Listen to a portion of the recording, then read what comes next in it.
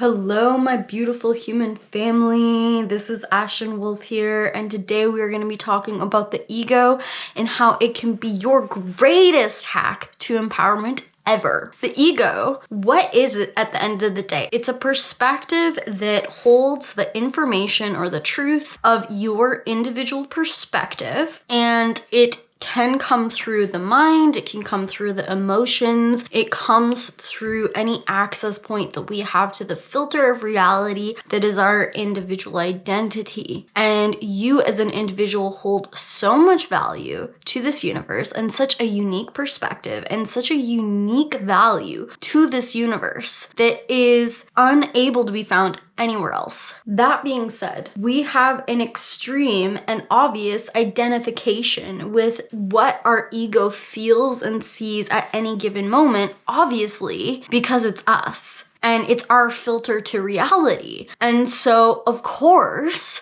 it's going to be us believing what it is that our ego is telling us over any outside source. And we can only feel as capable of what our ego actually believes. See, that's the thing. Somebody can come and tell you how powerful you are, and they can say, yeah, that's true for someone else. But unless you believe that you are that powerful, it doesn't matter if that information makes sense to you or not. Your ego doesn't believe that it's true. And our ego is the single biggest thing that keeps us stuck when it comes to empowerment, that keeps us from expanding, that it keeps us from getting outside the box and from living our most empowering life and from changing things up and from getting the most expansion out of this life possible from your unique perspective. Now, a lot of things that play into this is our belief systems and our value systems that are foundationally ingrained in us as children from society and from our parents really do a number on what our ego thinks is possible for us at any given moment and how we see the world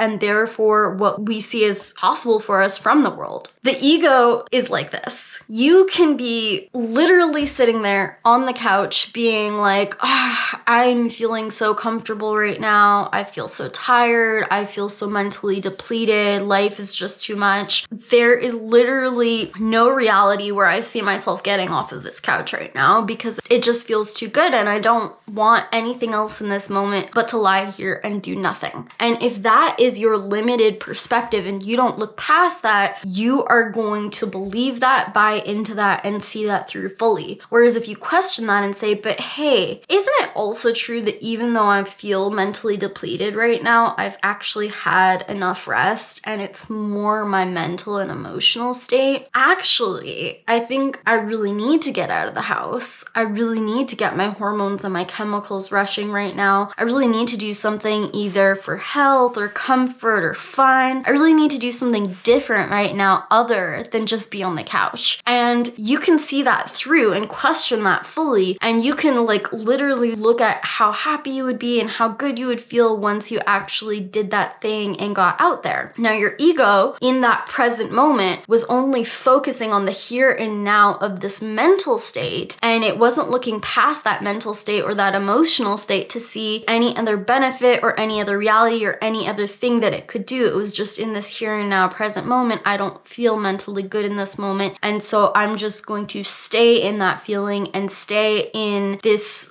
place of doing nothing and be committed to that. But when we start questioning, we can see so many other options and so many other things that would feel so good to the ego. Now, the ego is ultimately designed to keep us away from pain and towards pleasure. But in the short term, we end up doing things that are in our comfort zone. We end up doing things that are addictive. We end up doing things to cope with pain that are temporary fixes, again, for the present moment. The ego loves to get us in trouble with this idea of a temporary feel-good situation that isn't actually good for us, maybe even 10 minutes from now or an hour from now or long term. We need to really use this getting away from pain pain and towards pleasure on a larger scale and a larger perspective, and really look outside the box and think, maybe I should actually start doing things that are going to not only get me out of feeling bad in this moment, but will actually add to an overall sense of well-being long term, and will actually create opportunities for me to feel even more magic and to feel like my life is full of quality, and it feels like a life worth living, a life worthy of what it is I really want and need in this moment. And to get there, we may need to commit to things that push us and have these experiences that don't feel good in the moment. We may have to commit to something that doesn't feel good at all. We may have to commit to something that feels good and bad at the same time. We are going to have to commit to contrast, and contrast is going to actually ultimately the thing that leads us to the most extreme amount of pleasure in our life. Now, our ego is a box. It is a box of what we believe to be true, and it can convince us things of, I literally can't do anything in my life right now to get what it is I want. I literally can't do anything to make my financial situation better. I literally can't do anything to make my health better. I literally can't do anything to get the relationship that I want. I'm stuck here. It's never gonna get any better. This is all I'm worthy of in my life. This is all I'm meant to be. Because XYZ happened, it can never get better from here. Because this is just who I am. This is who I'm meant to be. This is my fate that I am designed to be stuck at. The ego can believe all of these things in its perspective. And we have to start questioning these things, because the ego holds infinite amount of value, but it is a box and it is a limited perspective, and it is meant to give us so much value through our identity, through who we are, through our life, but we were never, ever, ever, ever, ever meant to live our life through the lens of our ego. We are consistently and constantly in need of questioning our ego's limited perspective of, this is the pain I'm in and this is the pleasure that I can get in this moment. Because the way that our egos are designed is in the immediate moment, most of the time in the present moment, the ego is looking at pain and pleasure from a very limited view, and it in and of itself doesn't have an expanded amount of awareness or information. So what we need to do is we need to seek out different information, different perspectives, seek out as many different perspectives, as many different resources as we can to gain a different perspective, to gain different information, and take our ego out of that temporary here and now place in the present moment where it's feeling a certain type of pain and it's trying to move towards a specific type of pleasure, and really question what is the most empowering, what is the most self-loving thing, and to really try to gain more information than your ego currently has access to, and add to it and add to it and add to it and add to the amount of information that your ego does have in that moment, so that you can take whatever value is coming from your ego in that moment and you can apply it from your identity to your life with your own free will in an expanded way that is going to empower you more, help you make greater decisions for the long run, help you actually figure out that actually there is all of these different things that I could do in the here and now to make my life a higher quality life that are going to, in the long run, lead to healing, lead to an empowered life, lead to this, lead to that. If we allow ourselves to give in to the ego's most painful ideations, and also understand that the ego is also working from trauma. Your ego is literally programmed by your trauma. So another thing that we can do to help us get outside the ego is to start working on our trauma with the completion process and parts work. And I talk about this stuff all the time. And to find out more, you can check out my website, lushheartsblossoming.com, potentially work with me, or you can go to thecompletionprocess.com and check out the practitioner profile there and just read more information about it. If we live our lives by the limited perspective of the ego was designed to be our identity, to add value to the universe at large. But we we were never, ever, ever designed to be alone, to be isolated, to be separated to the degree that we truly believed that it were even possible and it made sense in any way or form to live our life. And when I say live our life, I'm talking about your free will. I'm talking about your choice. I'm talking about what you have access to live your life, to create your life, to consciously create your life only from the limited perspective of the ego. We are meant to constantly expand our ego. We are meant to constantly seek universal perspective, to constantly ask other individuals' perspective, our friends' perspective, a teacher's perspective, to go see somebody that you respect, to go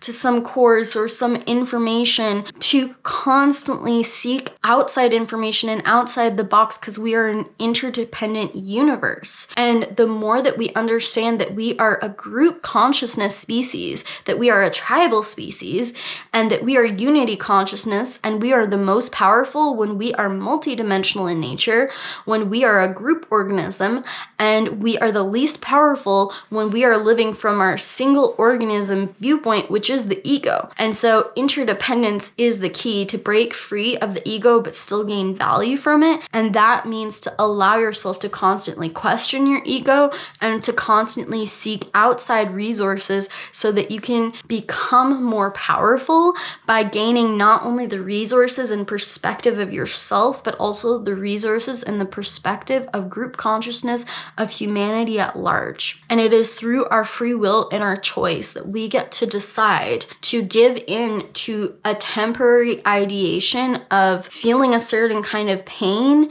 and giving into that pain, or wanting a certain kind of pleasure and giving into that pleasure without seeing the greater perspective, seeing outside the box. Whenever you're in a temporary moment, whenever you're in a single moment-to-moment decision where free will is at play, where choice is at play for you to continue giving into pain or to continue avoiding pain through a coping mechanism, you get to question that. You get to question, is there a more self-loving decision available, a more empowering decision available, and do I actually want to keep making these decisions and therefore not making a change in the greater picture of my life? Or am I dedicated to living a life that is totally worthy of my life, that is totally worth living enough to find different resources and different information that is going to motivate my ego to actually see that there is a different kind of pleasure available, and there is a different way to get away from that pain, and there is a different way to actually act with that pain. There's a different way to deal with that pain that you have, and there's a different way to gain so much more magic and pleasure in your life. And if your ego is aware of